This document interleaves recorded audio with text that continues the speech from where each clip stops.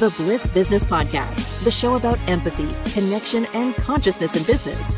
Today's episode is brought to you by Zero Company, your paid search, social media, and programmatic ad experts. Welcome back to the show, everyone. I'm a little blurry here. I'm noticing on my camera. I can't fix that right now. Let's go anyway. So research shows that about 70% of Americans are seeking deeper, more personal connections with their brands. At the same time, workplace culture studies also show that most employees say it's important to feel a part of a community at work, not just a place where they collect a paycheck. In other words, people are no longer satisfied with transactional relationships. They want to belong. Customers want to feel known by the brands they choose. Employees want to feel heard and seen, like I want to be seen right now with my camera, and connected to something meaningful. So today we're exploring what it looks like to build genuine community and connection in business, especially in a growing quick service restaurant brand where millions of small interactions add up to a very big impact. Mike, can you introduce our guest today? Yeah, I'll let you fix your camera there, Steve, while I do that. So I'm absolutely delighted to welcome Heather Neary to our show today. She's the president and CEO of Taco John's.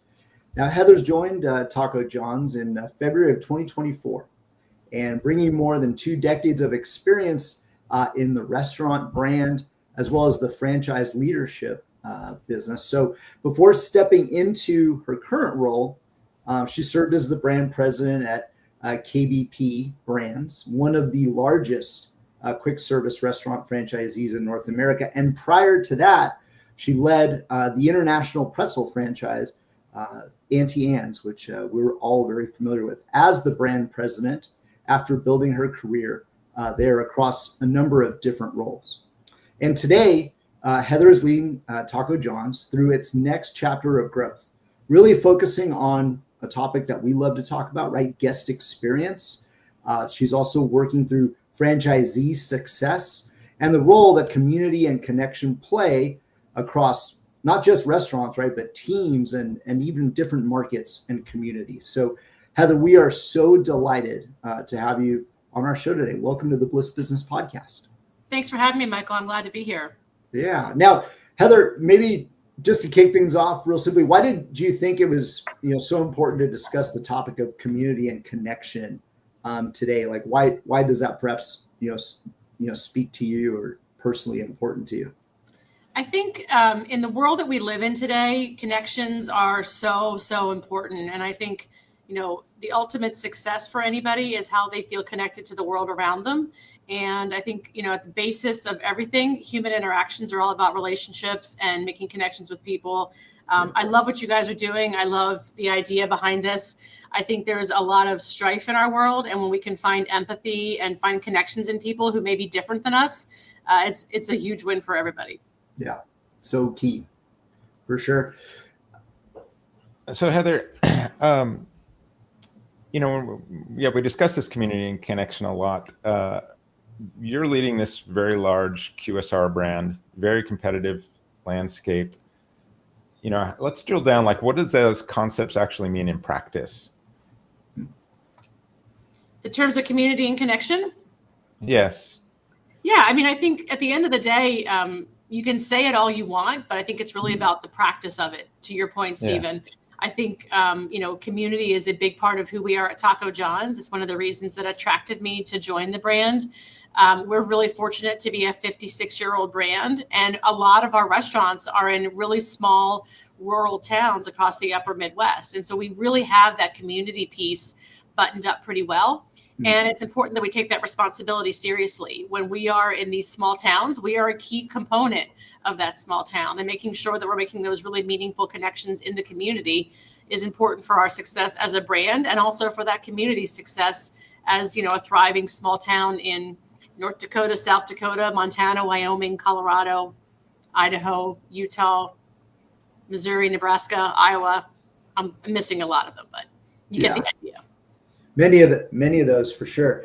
So maybe, dive a little bit further into this topic, because we know that, some organizations are definitely falling short when it comes to the key components of customer experience, and then as well employee engagement, right? Steve kind of mentioned that in his intro.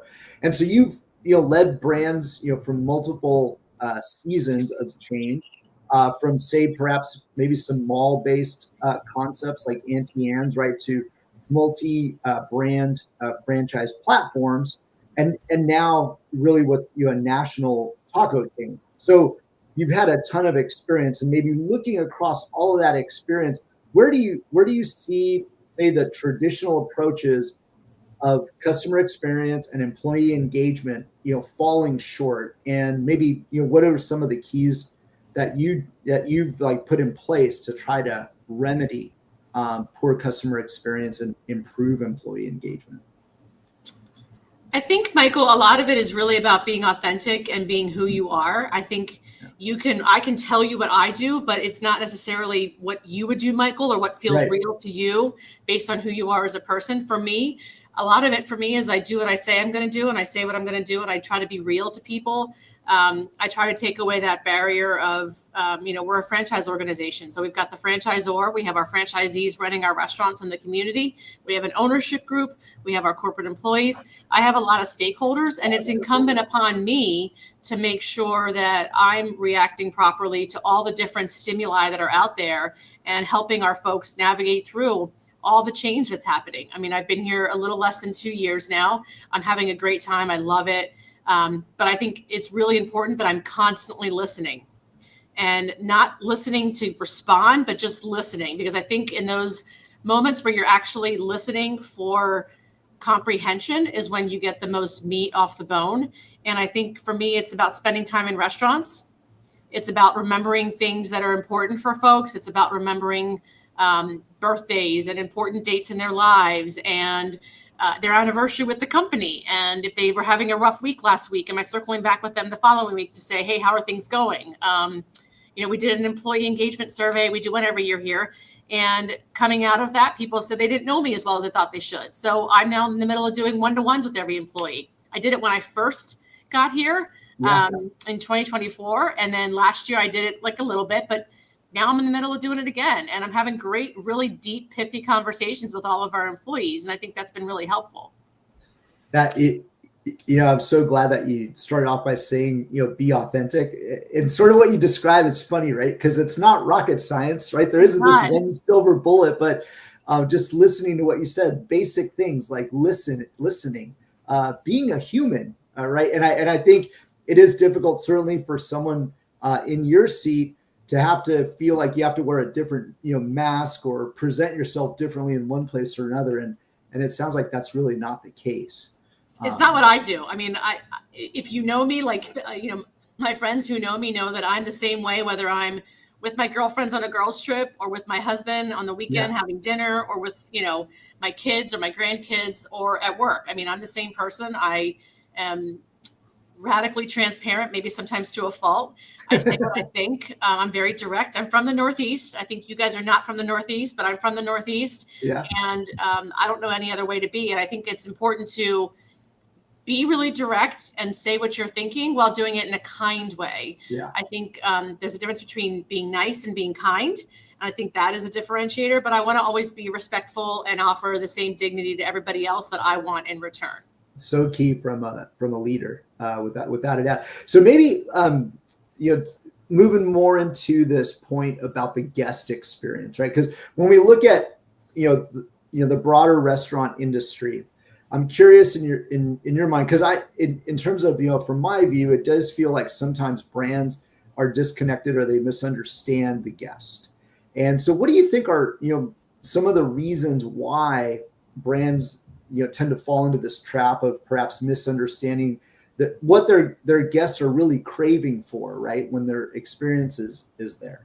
Why do you think that happens? I think at the most basic level, our guests are coming to our brand to eat, right? They're coming to fill their bellies. They're coming to enjoy a meal, enjoy tacos with their potato olays and their boss burritos. I think where we fall short is when we recognize that people are going through all kinds of different things in their personal life, and that drive-through experience might be the only positive one they have all day. Right. It also might be the only time they've talked to somebody all day long. Like that might be the only human interaction they had all day. And what we can do to make that experience a more positive one and to have them drive away with a smile on their face is a huge win for me. One of the things we do a lot of here is a lot of recognition. We've got a lot of incredible crew members all over the country who are serving our guests every day. And truly our crew members are the face of the brand. You know, most guests will never see me working in their restaurant. I do spend time in restaurants, but most guests will never see me, but they will see all the different employees working in our restaurants. And I have the utmost respect for what they do and how hard they work, because it is hard work.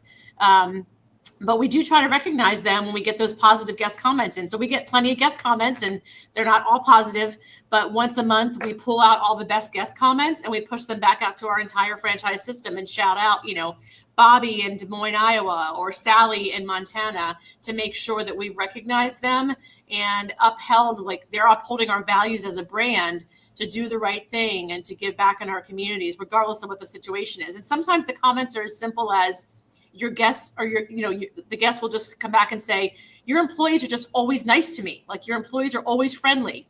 Yeah. It's sometimes as simple as that. Yeah. We had one last month in Duluth, Minnesota, where a guest left her wallet at the restaurant. And one of our employees ended up, securing the wallet and, was there for the wallet when the person came back with, not a dime missing out of the wallet. Right. Those are a bigger deal too. But we all know how much of a headache it is when you lose your wallet and you're like, oh my gosh, what's to do with it? And when she called the restaurant, they were like, yeah, it's right here. We're putting it in the safe right now. Let us know when you come back to get it. All of those interactions, I think it's we talk a lot here about being 1% better every day. And it's not about any one silver bullet. It's about all of those moments of interaction where you can make a difference in somebody's day. Yeah. Whether it is walking into the office in the morning and saying good morning to everybody, whether it's I'm on my way to work and I kind of have a hankering for bagels. So instead of just getting myself a bagel, I'm going to grab some for the whole team. All little moments like that, saying hi to our guests, wishing them well. We operate in a lot of small towns and a lot of our employees know our guests by name and by order. And when they hear their voice in the drive-through, they're like, oh, there's Janet. Janet's here today for her, for her tacos and her burritos. That's super meaningful to me. And it's something that, we really can play in that unique space at Taco John's because our footprint is so rural and is so community focused. That's a nice thing, right? That comes naturally. And you hit on so many of the key principles that we love to, talk about when it comes to conscious capitalism. Your earlier one, right? About multiple stakeholders. We can't really just think about the shareholders or maybe the franchisee. It takes everyone from the suppliers and even the frontline employees. And I'm really glad that you mentioned the frontline employees, because at the end of the day, they're the ones that really deliver much of the experience. I mean, of course, like the food and everything goes into it as well. But yeah, they make a very big difference. For sure. I love that you mentioned kind of that system of recognition for the employees, and especially you've got to do it on scale, which is very tricky. It's hard to get that recognition when you're dealing with scale. But I think that's really what happens is that's part of that feedback loop, that positive feedback loop that you want to kind of encourage in there so that that strong community that you're building among your employees doesn't happen by accident, right? It's very purposeful and intent in it. And then that translates into it just feels good here kind of experience, right? For those who are coming in there. So any other systems like that you've put in place to build that community and connection? This is what we love to pull out for other businesses. Anything like that where you're really thinking intentionally and things aren't happening by accident, so that we want better interactions in the world like that. I love that example that you mentioned, that they could hear, they know who it is by the voice. Yeah, it's awesome. I think for us at Taco John's, a lot of what we do is really focused around the guest experience, the franchisee experience, the crew member experience, and our employee experience. We've got to remember, like I said before, all of our stakeholders. Yeah. For us, it's about, all those small things. So whether it is, I think in this day and age, we are inclined to send an email or a text message when a phone call can be really meaningful. I'm a huge fan of picking up the phone and calling a franchisee if there's an issue or if they did something great. or if they had like a great sales day, like let me call them and thank them for what they're doing. I pick up the phone quite a bit. And I think in this day and age, people are inclined to take the electronic route, and that can be a little less meaningful. I'm also a huge fan of written thank you notes, and I'm super, super busy. And so I don't want to ever lose sight of the importance of gratitude. And so literally every Thursday at 9 a.m., it's been on my calendar for probably 15 years now. It is a standing 9 a.m. Thursday meeting that's just for me, that just says gratitude. And that's my reminder.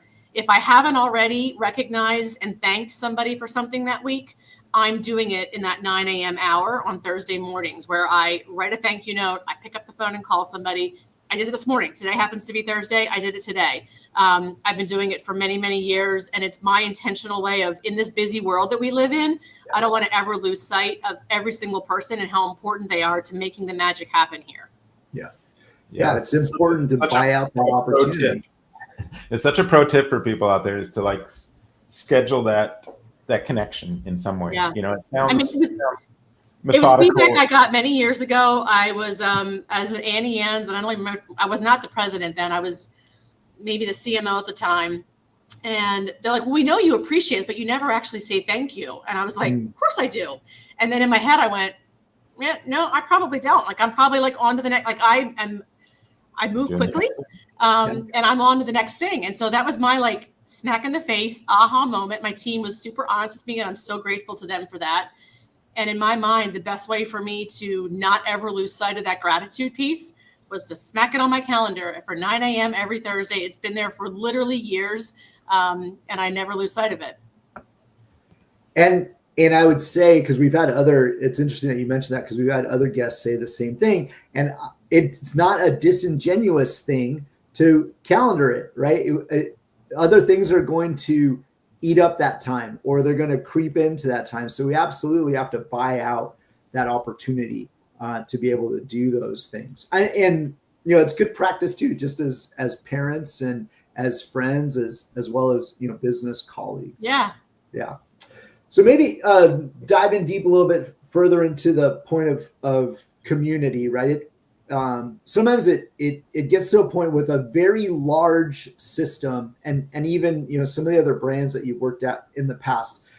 Any large system, will have some locations where the culture is just on point, right? It's thriving, and then there's others that feel maybe more disconnected. And so when you see perhaps a restaurant or even a market that doesn't feel that it's as rooted in community, and that may not be at Taco John's, right? It might be at some of the other places that you worked with as well, that aren't as rooted in the community as they could be.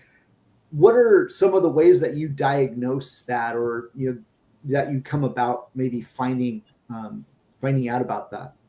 Yeah, I think those kind of issues are showing themselves in other ways too. Those are typically the restaurants that get more negative comment cards. Those are the restaurants that their sales aren't where they need to be. Their traffic isn't where they need to be. There's other things that are kind of looking out to you. And so you look at it and you go, look at the full picture. Look at their full scorecard and go, they've had a lot of turnover. They don't have a consistent management team. The franchisee's absentee franchisee.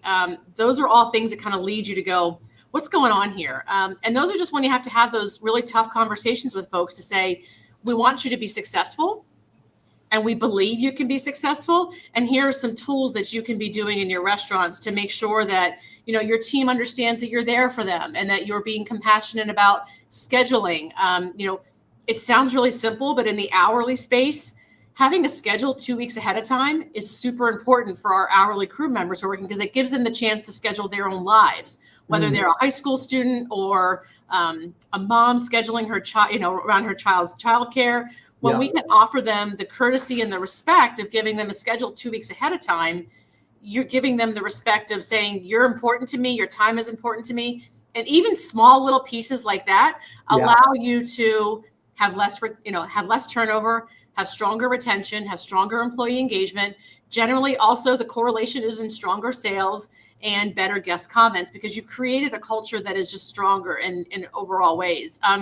Things like when you're in the restaurant, you're working with sometimes teenagers, sometimes adults. It's a variation, but recognizing the small things that they're celebrating. Did you graduate from high school? Did you get a new car? Let's have fun with that and celebrate it. Let's bring a cake in. Let's order a pizza, and not in a way that's cliche, but let's do things that feel authentic to you. And, every one of our franchisees is a little bit different, and they all approach this differently. Some are really big franchisees with like 10, 15, 25 stores, and they'll do big trips for their top GMs and take them to Jamaica or the Bahamas or somewhere. Right. Others do different things, but all of those components, whatever's authentic to you and feels right to you, are wins. And I think there's a lot of those pieces of the puzzle that all help to grow the business, to create a culture of engagement and connection and inclusion. That's very interesting, because I almost had the perception of where things needed to be kind of cookie cutter, but it sounds like, in some cases or in certain markets, it's just fine, right, to be able to, do something that's, more custom, I guess, to the local area, or like you said, maybe feels a little bit better to that. So they don't have to all fall into the same mold and do the same thing. I mean, obviously we're a franchise brand, so it's important that we're being consistent from an operational standard, from a food preparation perspective, from a food safety perspective. Those are all the important pieces. But an operator that owns one restaurant and is in his restaurant every day is a lot different than an operator that owns 25 stores across 3 states. Sure. And you've got to be able to give them the flexibility to do what feels right for them.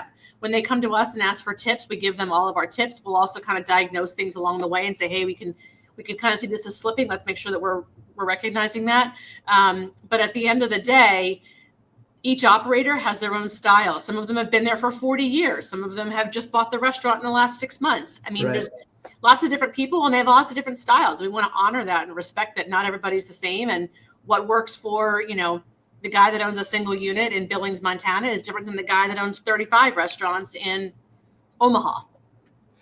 So Heather, you have a ton of experience, as we kind of stated. That means I'm old, Michael. It's okay. You can say that.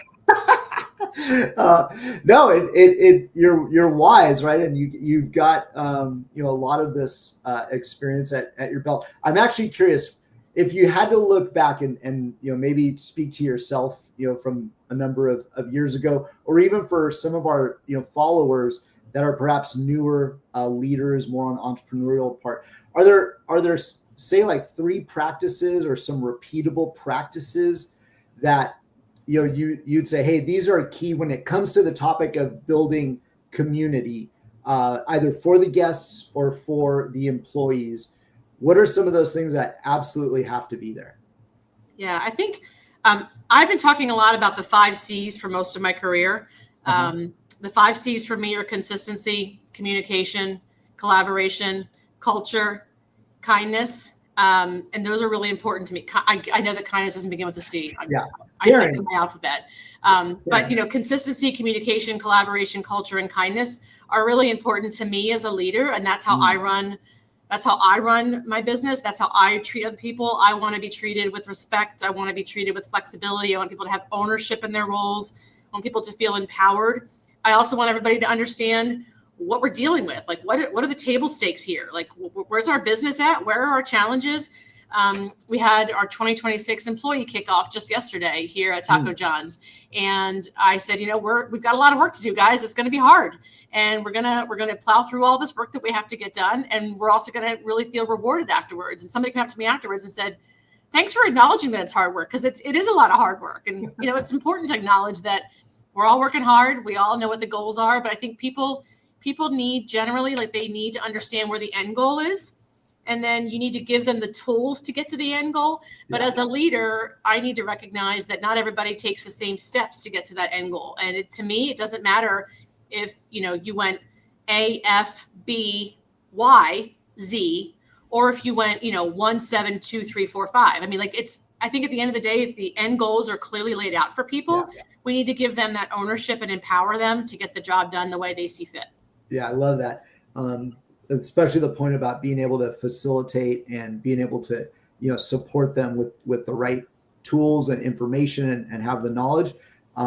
Because I think the autonomy in some cases, right? Because like you said, they're going to take probably a little bit of a different path. In fact, like in our agency, for example, I think Tulia might have mentioned it before the show when we were huddling, is we're a self-managed agency. And that essentially means As an account executive, you've got your book of clients.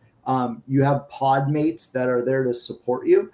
But at the end of the day, it's your client, and we're not in your business in terms of how you're running campaigns or how you're creating ad copy or how you're creating a particular strategy.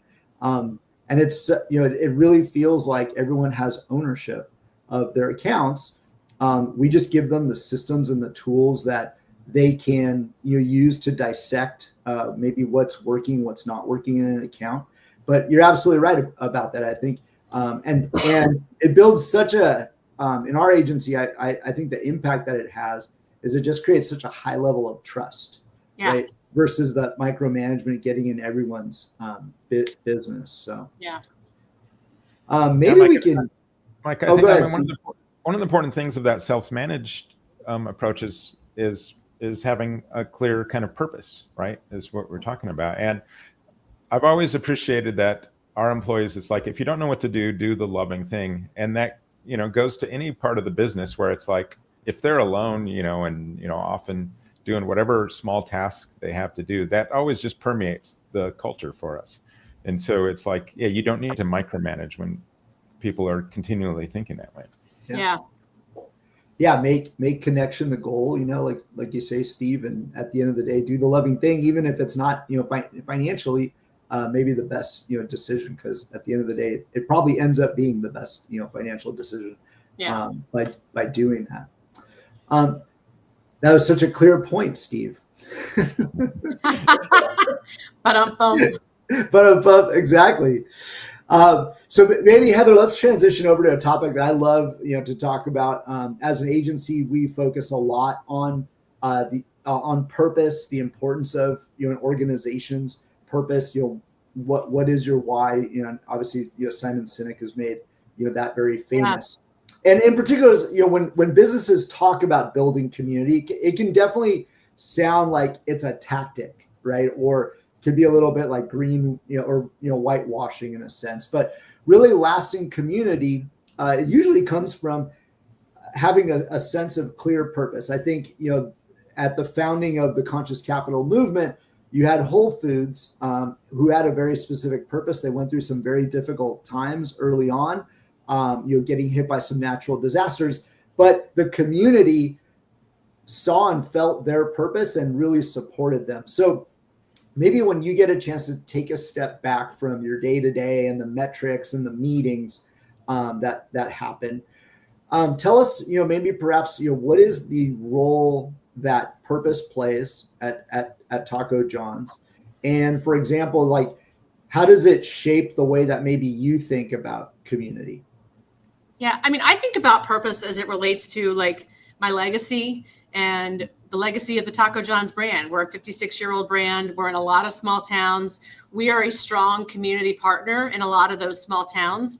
And how we show up every day is the purpose for what we do. And when we aren't being authentic and when we aren't honoring who we are as a brand, we violate that trust that our guests have with us. And that's a concern for me. So from my perspective, my purpose is like, what do I want my legacy to be? How do I want people to feel around me? How do I want guests to feel when they walk out of Taco John's with their tacos and potato olays? How do the employees feel when they say, I work at Taco John's? Is that a good thing? Is that not a good thing? Like, how are they feeling about what we're leaving behind? And that's where really the purpose lives for me. I used to say this at Annie Ann's. I say it here too. We're not curing pediatric cancer. We're making tacos. We're making pretzels. And we don't want to ever lose sight of that. So sometimes when things get a little tense, I'm like, whoa, let's take a deep breath. We're not solving for world peace. We're making tacos. And let's just kind of elevate ourselves out of that and realize that we're connected to something bigger. And that's one of our values too, is giving back in our communities. We've got some national charitable partners that we work with, and we also have a lot of local charities we work with that are really important. We just did a community feeding giveaway the weekend of October 31st. We gave away more than 20,000 meals. We did a free bean burrito and a free small potato olays, no questions asked. It was during the government shutdown. There was concerns about people's fundings and what they needed from that perspective. And as a system, we decided to do it. Literally, we started talking about it Wednesday night. And by Thursday at noon, we were launching it Friday. Wow. And I think for us, we've got a lot of franchisees that are really compassionate and really wanted to give back in their communities. And then we also match that corporately with some donations to food banks and all of the communities where we operate as kind of a compliment and to round out what the franchisees committed to doing in their markets, because obviously the burden was on them to execute the promotion at the local level. But giving back is really a strong part of who we are. And you can't ever lose sight of, there's a lot of things going on in the world around us. And we've all been very, very blessed in many ways. And we can't lose sight of folks that aren't as blessed as we are. That totally reminds me, we had a guest on previously. Yeah, Mike, I was going to say the difference though, I mean, that guest, I mean, they kind of did something too with their restaurant, but that was one location. To mobilize, hundreds, potentially locations, and it's a matter incredible. of days. That's pretty incredible. I love that. And then we also, our franchisees got on board with it very quickly. Mm-hmm. It was an awesome event. Our corporate team rallied around it. They've continued to rally around it. And then we actually had some of our vendor partners call us and say, "Hey, we love what you guys did. We're kind of behind the scenes. Can we make a donation to you guys as well?" And so we actually were able to give some money back to our franchisees to offset the cost that they incurred, because our vendor partners came back to us and said, "Hey, we're going to give you X amount of dollars to offset the cost that you had from giving away burritos and potato olays for a weekend," which was pretty powerful. Yeah. And I think that's what the importance of purpose is, Steve. What I was going to mention was the guest that had quoted us that, your purpose kind of makes it very clear of what your hell yes is and what your hell no's are, right? And I think to be able to move so quickly, having a very strong sense of purpose, made it like, this is a thing we absolutely, should and can do. So let's do it. Right. So it's able to move very quickly, I think, because of having that strong sense of purpose. I mean, to be clear, it was a little chaotic for a couple of days. I'm not going to lie. Yeah. How could it not be? We did it for the right reason. And it was like a rallying cry for us as an organization. Yeah. And everyone, I'm sure, felt good about it, right? Down to the frontline employee and the franchisees. Yep. Completely. Well, and we're talking about, you step back, you're just doing the right thing, right? People are struggling out there. You just want to do the right thing. But really, I'll put my marketing hat on though. Really, this is one of those opportunities where you actually built some emotional connection with your communities, and you're able to, the right thing is often, turns out it'll probably give you ROI, tenfold over the course of years, just because you were there when some people really needed it. And it's so hard for people to think that way, because they're so buried in the numbers and they're so buried in, quarterly reports and earnings and all that. But it's just like, no, let's just do this, right? This is the right thing. Yeah. We've got an audience question. Let's go to that here. So it's from LinkedIn. Was there an experience earlier in your career that shaped the way you think about belonging and connection at work? Ooh, that's a good one. That is a good one. I'll share kind of a not direct answer, but I will share something that I think I'll get myself there. When I joined Auntie Anne's in 2005, my husband was going to be deployed overseas for a year. He was in the military for 20 years. And I was from Pennsylvania, so I was going back to Pennsylvania for the year that he was going to be gone. I didn't tell them this when I was interviewing, but my intention was to stay for that year that he was away and then continue on to follow him in his career. I got to Auntie Anne's, and it was at a really unique time in the company. Auntie Anne's was founded by a woman named Auntie Anne. She's still alive, still a dear, dear friend of mine. She was selling the company shortly after I bought it, and the company was really transitioning from a family-owned pretzel company to the new owner really saw it as a chance to create a brand around it. And I was in the marketing function, and the work we were doing around the branding was really exciting. The menu innovation we were doing was really exciting. And 6 months into my role there, I was on the phone with my husband one day, and he was overseas and, not in the same time zone or anything. And I said, "I don't know, something's really cool going on here. I think I need to stay here." And he was like, "What are you talking about? I can't choose where I live."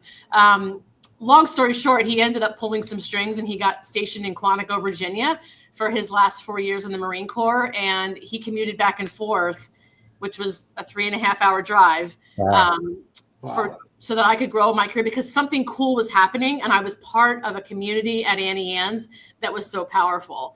That team at Auntie Anne's was an amazing team. I have an amazing team here at Taco John's. In fact, 3 of my executive team members came with me from Auntie Anne's. They are here now.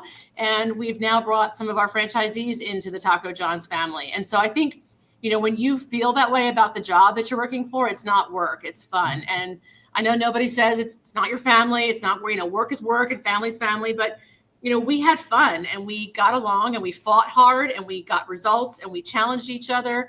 And it was just a really special time to be at Auntie Anne's. And I'm really blessed to have had that experience. We're creating that here at Taco John's. We've got longtime franchisees here, just like we did at Auntie Anne's. We've got a lot of single unit operators. We've got, second generation franchisees here at Taco John's as well. And creating that a second time around is really fun. And I've brought some folks with me and we're having a great time, building this brand up to what it can be and making sure that we're honoring the heritage and the legacy of the brand while recognizing that the evolution needs to be happening at the same time. Yeah. Well, this brings me to a question that I always ask every one of my guests, and I'm always fascinated with the different answers we get. But it is, what role does love play in business? What role does love play in business? I mean, you got to love what you do, right? We spend more time at work than we do at home. And you have to love what you do. You have to love who your colleagues are. You have to love and have passion and, believe in what you're doing in a way that might sound hokey, but it's the end of the day. We spend more time at work than we do at home. And so you've got to love what you do. And when you don't have that love for what you're doing, it shows. And the results you get are lackluster as a result. We've had a lot of conversations here about, we're a small company. We don't have the resources of some of our other taco competitors that are very well resourced. That's a blessing and a curse, right? Because you have the chance to, an entry-level marketing coordinator can have a chance to wear a lot of hats that she wouldn't get to wear at another really big taco company. Here, she gets to do lots of different things, a blessing and a curse. So I think it's just important to really be passionate about what you're doing. You spend too much time at work to hate your job. I've been very fortunate. I've been working, I'm old, so I've been working for a long time. Started working when I was 14. I've never hated a job. I've been very fortunate to have really awesome colleagues, really awesome bosses, really awesome franchisees to work with. I have that here too, and I love it every day, and it makes my job fun. It doesn't mean there's aren't days that are hard, because there are days that are hard. And I don't sugarcoat things, but I'm a glass half full kind of person, and I do believe that you have to have passion for what you do, or your results will reflect that. And that definitely comes through, Heather, without a doubt. So yeah. Can definitely feel it. I know that, for the other leaders and even younger entrepreneurs out there that may be listening, this is how you can really build community, have that passion, and, things will feel less like a machine. Yeah, really. So Heather, it's been absolutely great having this discussion with you. Now, for those that do want to learn a little bit more about the Taco John's franchise opportunity, or just learn a little bit more about the organization, and perhaps maybe connect with you afterwards, where would you like them to go and find out more? Yeah, tacojohns.com is probably the best place to start. I'm also on LinkedIn. I try to be pretty active on there. We are constantly recruiting new franchisees. So if you're interested in a great taco experience, we'd love to talk with you. And, social media is out there, LinkedIn and tacojohns.com.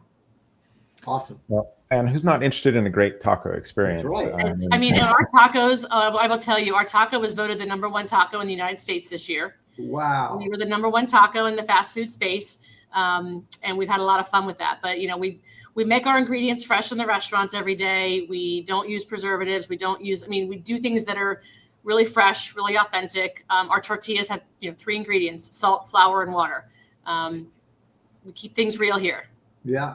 It's lunchtime where we're at, so you're making me hungry. I know. Always rubbing it in.